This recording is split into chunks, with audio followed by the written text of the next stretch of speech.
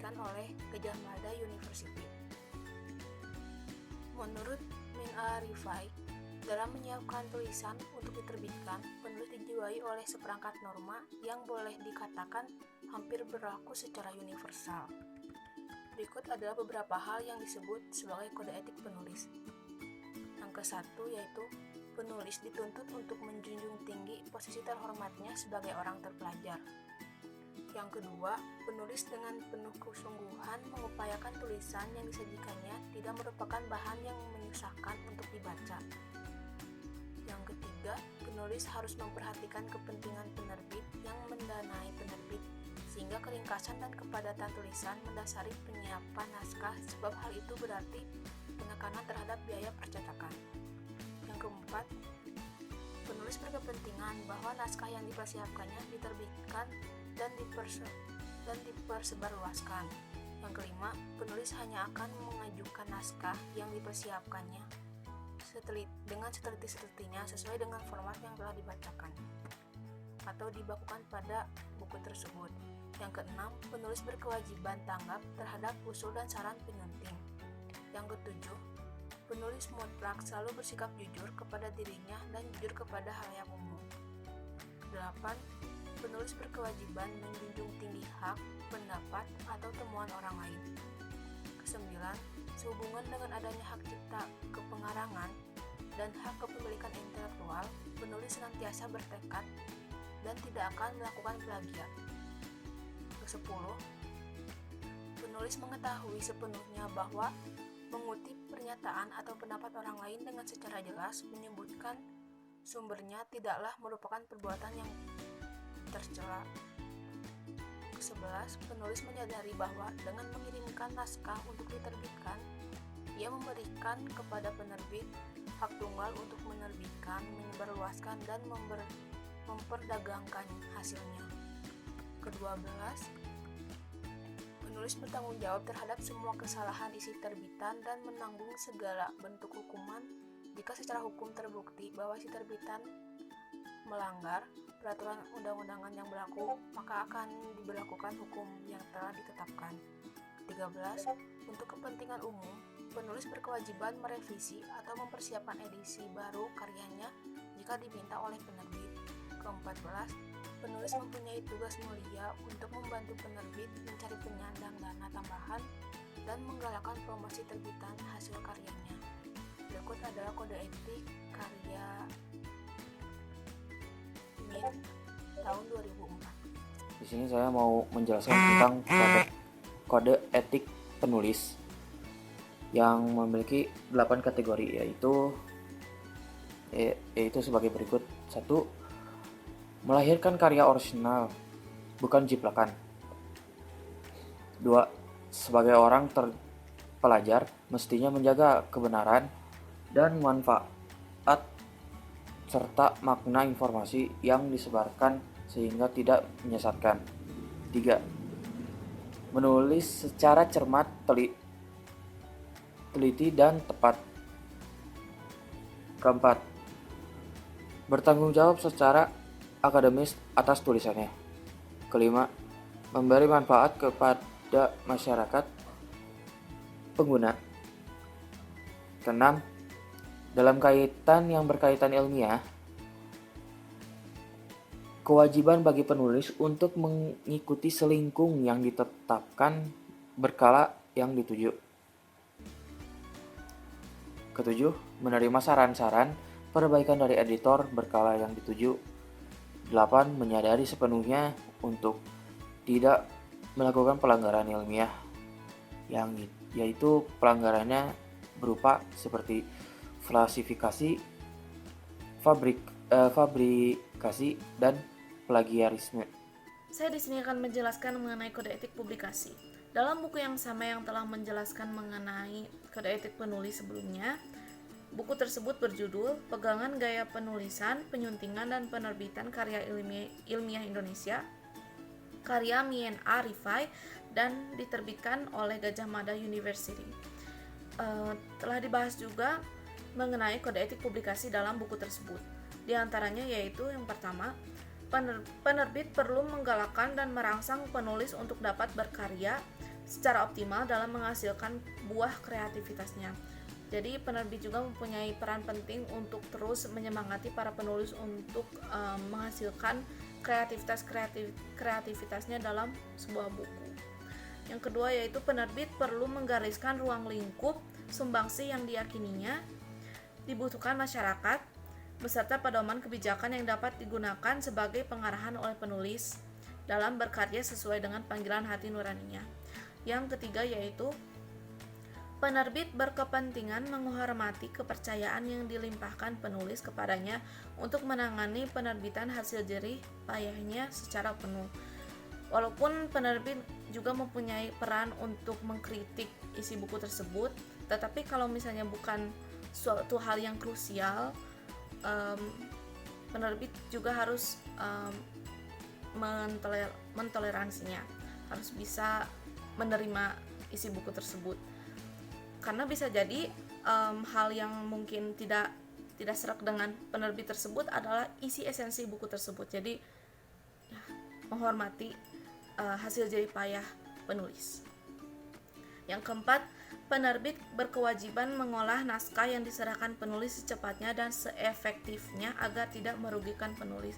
Karena kalau misalnya sudah bersusah payah, sudah bersemangat penuh untuk sudah jadi tulisan tersebut, tetapi di penerbitnya lama, diolahnya akan sangat rugi untuk penulisnya juga, dan kepenerbitannya juga mungkin akan rugi juga karena tahu penerbit tersebut lama, jadi para penulis juga kayak ya udah jangan ke penerbit yang itu mah lama kayak gitu. Yang kelima yaitu untuk memenuhi baku mutu yang dianutnya, penerbit akan mencari bantuan penyunting dan pendapat pakar berkeahlian dalam menangani naskah yang dipercayakan penulis, mengatur penyuntingan untuk mengolahnya agar siap cetak, merencanakan jadwal, dan melaksanakan penerbitan. Yang keenam, bersama-sama penerbit mengupayakan pencarian penyandang dana tambahan yang mungkin diperlukan untuk memperlancar penerbitan naskah. Yang ketujuh, dengan dibantu penulis, penerbit akan mempromosikan hasil terbitan seluas-luasnya agar sampai ke lingkungan masyarakat pembaca yang sesuai. Ya, melalui Instagram, Facebook, Twitter, banyak sekali kan akun media sosial ini bisa digunakan untuk memperluas promosi buku tersebut. Yang kedelapan, penerbit wajib menyediakan imbalan honorarium, royalti, atau bentuk insentif lain yang tidak selamanya berupa uang bagi penulis. Itu merupakan sebuah achievement atau penghargaan bagi penulisnya sendiri. Bagi penulis yang harus dilaksanakan secara wajar dan terbuka sesuai dengan peraturan perundang-undangan dan tata hubungan kerjasama kemitraan yang berlaku. Yang kesembilan, penerbit harus melaksanakan pengelolaan segi ekonomi terbitan dengan penuh tanggung jawab demi kepentingan penulis dan dirinya sendiri. Yang kesepuluh, penerbit dituntut untuk ikut melindungi hak cipta, hak kepemilikan intelektual, dan hak hukum lain penulis atas karya yang diterbitkannya. Sekian untuk kode etik publikasi. C. Kode etik penyunting. Dalam buku yang sama dengan kode etik penulis yang berjudul Pegangan Gaya Penulisan Penyuntingan dan Penerbitan Karya Ilmiah Indonesia, karya Mien A. Rifai, dan diterbitkan oleh Universitas Gadjah Mada pada tahun 2004, ditulis juga kode etik untuk penyunting, diantaranya 1.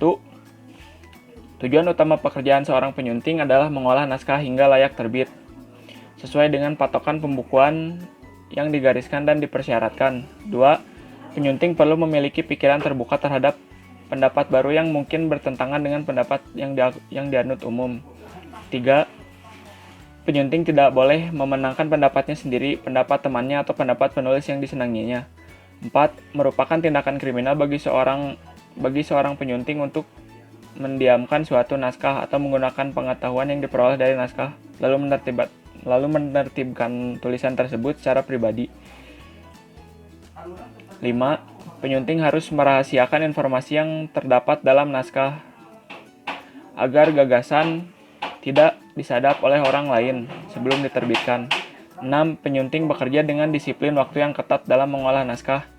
dan menjadwalkan penerbitan agar tidak merugikan orang lain karena adanya prioritas penemuan. 7. Penyunting harus jujur pada dirinya sendiri. 8. Kewenangan besar yang diberikan kepada penyunting untuk menangani dan mempersiapkan naskah untuk diterbitkan semata-mata ditunjukkan untuk melancarkan arus informasi guna memajukan ilmu dan bukan untuk disalahgunakan demi maksud-maksud lain. Kegiatan penyunting bersifat anonim dan secara resmi penyunting tidak berhak atas kredit apapun dari sesuatu karya yang terbit, kecuali hak atas kredit kepenyuntingan keseluruhan terbitan. Jadi inti dari kode etik yang ini, penyunting tidak punya hak apapun atas karya yang terbit. Jadi dia nggak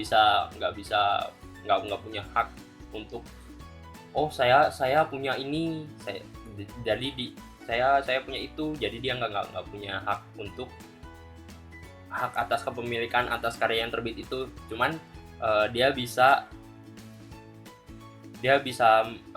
bilang kalau ya saya yang menyunting atau membantu terbitan itu, ya begitu. Terus yang kedua, penyunting bertindak sebaik-baiknya sesuai dengan apa yang ia ketahui, dengan yang ia yakini, dan kemampuan yang ia miliki. Jadi inti dari kode etik ini adalah menuntut penyunting untuk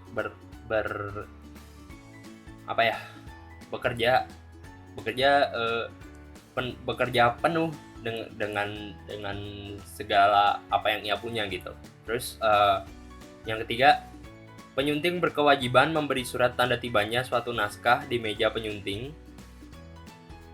yang disusul dengan surat pemberitahuan segera sesudah yang diputuskan diterima, disarankan diperbaiki atau ditolak naskah tersebut oleh sidang penyunting. Jadi kayak setelah naskah datang